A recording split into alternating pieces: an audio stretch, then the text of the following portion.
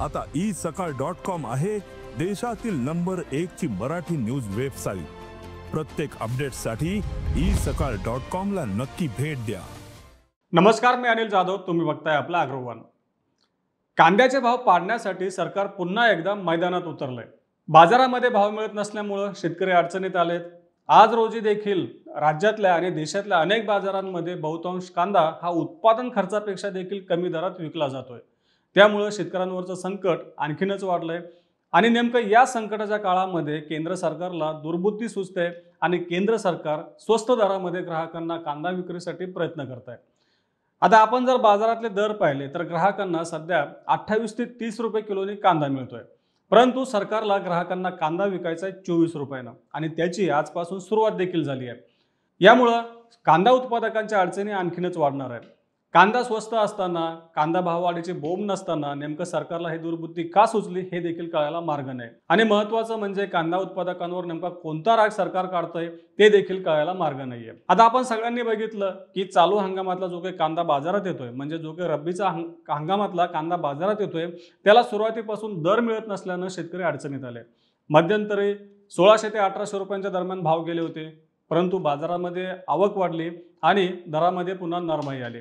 आपण जर सध्याचा बाजारभाव पाहिला तर सध्याचा बाजारभाव हा शेतकऱ्यांना अगदी 1100 रुपयांपासून तर 1400 रुपयांपर्यंत मिळतोय। आता बाजारांमध्ये साहजिकच आपल्याला जो काही कमाल म्हणजे जास्तीत जास्त भाव आहे तो आपल्याला 1600 ते 1800 रुपये दिसून येतोय, परंतु हा भाव ज्या मालाला मिळतोय त्या मालाचं प्रमाण खूपच कमी असतं। सरासरी बाजारभाव आपल्याला हा 1100 ते 1400 रुपयांच्या दरम्यान बहुतांशी बाजारांमध्ये दिसून येतो। नाशिक, पुणे आणि नगर जिल्ह्यातल्या अनेक बाजार समित्यांमध्ये कांद्याची आवक ही चांगली आहे। त्याचं महत्त्वाचं कारण म्हणजे शेतकऱ्यांनी सांगितलं की यंदाच्या हंगामामध्ये जे काही वातावरणामध्ये मोठ्या प्रमाणात चढ उतार होत गेले, तसंच अनेक भागांमध्ये पावसाचा देखील कांदा पिकाला फटका बसला होता, त्यामुळे कांद्याची टिकवण क्षमता कमी झाली आहे। परिणामी बाजारामध्ये कांद्याची आवक चांगली आहे। कांद्याची टिकवण क्षमता कमी झाल्याचा गैरफायदा हे व्यापारी देखील घेत आहेत, असं देखील अनेक शेतकऱ्यांचं म्हणणं आहे। आता कांद्याची टिकवण क्षमता कमी झाल्यामुळे शेतकऱ्यांनी नाईलाजाने कमी भावात का होईना कांदा विकावा लागतोय। म्हणजे सध्याची जर आपण परिस्थिती पाहिली तर कांद्याचा उत्पादन खर्च आणि मिळालेला भाव यांचा केवळ ताळमेळ बसतोय। शेतकऱ्यांच्या पदरामध्ये 4 पैसे पडतीलच असं नाहीये।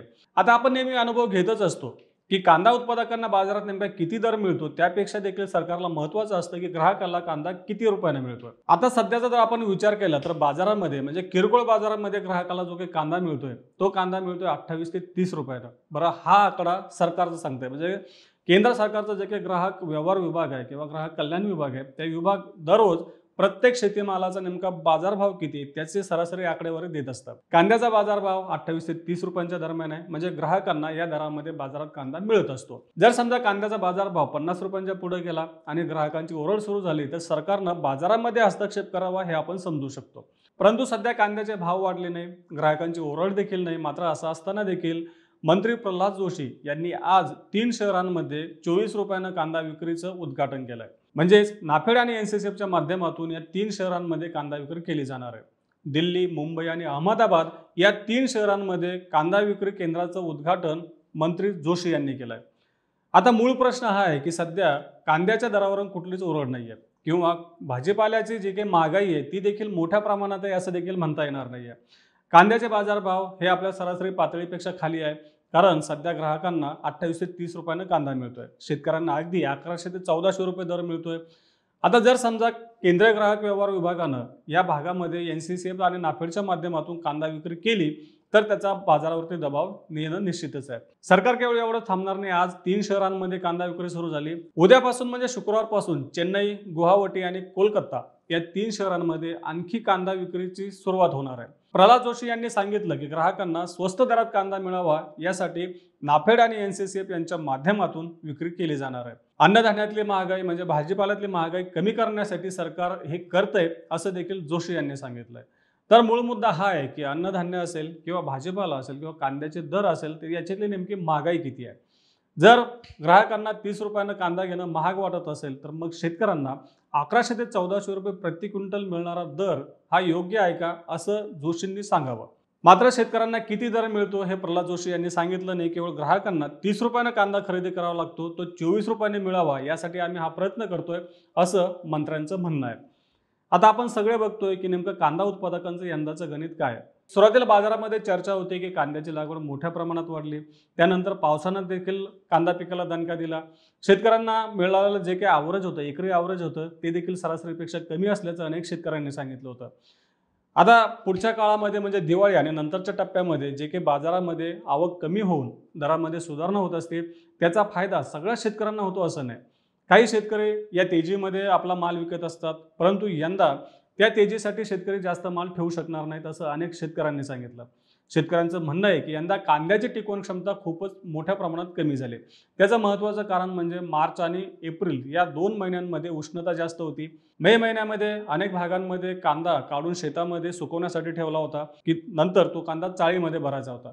परंतु मे महिन्यामध्ये अचानक पाऊस सुरू झाला. विक्रमी पाऊस मे महिन्यामध्ये पाहायला मिळाला. मे महिन्याच्या दुसऱ्या आठवड्यापासून पाऊस सुरू झाला, तो शेवटपर्यंत सुरू होता. या काळामध्ये नेमका कांदा या पावसाच्या संकटामध्ये सापडला होता. ज्या चाळीमध्ये कांदा साठवला त्या चाळींमधल्या कांद्याला देखील बदलतं वातावरण तसंच पावसामुळं फटका बसला होता. कांद्याची टिकवण क्षमता कमी झाल्यामुळं शेतकऱ्यांना कांदा साठवता येत नाही.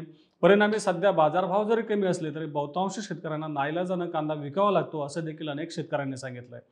आता शेतकऱ्यांची अडचण आहे आणि नेमकं याच अडचणीत केंद्र सरकार शेतकऱ्यांच्या ताटामध्ये माती कालवण्याचं काम करत आहे.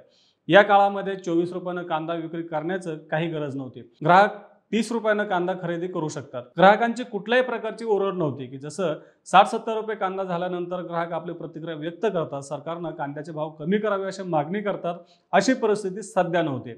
तरी देखील केंद्र सरकारला दुर्बुद्धी सुचली आणि प्रल्हाद जोशी यांनी आज 3 शहरांमध्ये 24 रुपये किलोने कांदा विक्रीचं उद्घाटन केलं. नेमकं सरकारचं हे धोरण शेतकरी तर सोडा परंतु अभ्यासकांच्या सुद्धा लक्षात यायला तयार नाही.